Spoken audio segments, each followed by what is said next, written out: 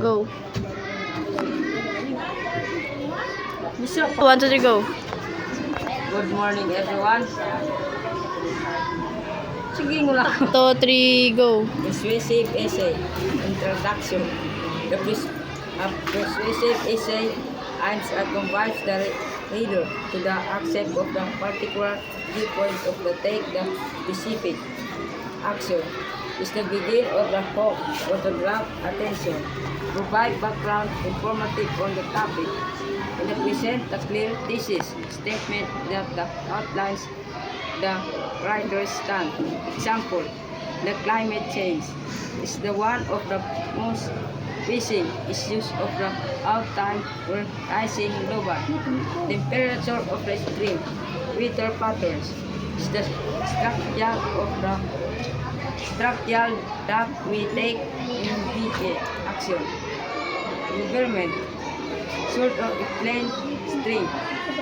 Environment and agriculture of the combat climate change and the protect all the planet of the future generation. Number 2, informative insight. Instruction. Go. Next, informative essay. Introduction. Next, informative essay. Introduction. An informative essay educate of the reader about a topic without the increasing personal opinion. The introduction starts with an interesting fact or question. Provide context and the present a clear thesis statement that lies that the essay will cover. Example, did you know that the human brain contains approximately 86 million memory? The brain is a complex organ responsible of the memory, emotion, and decision making. This essay will explore the different parts of the brain, their function, highlighting their importance on the daily lives. Next, argumentative essay. Go. Argumentative essay. Introduction.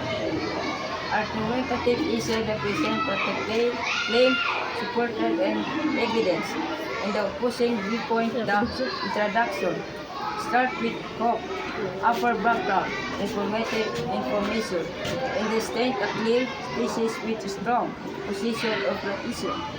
Example, it's the rise of the social media concern about its impact on the mental health. Have grow with and argue. Go. That social media connect people. Studies out the excessive of relief in the anxiety and the depression is. Listen will argue in the social media as the more negative effect than the positive ones. Supported by the physical knowledgeable research, the expert opinion. Thank you.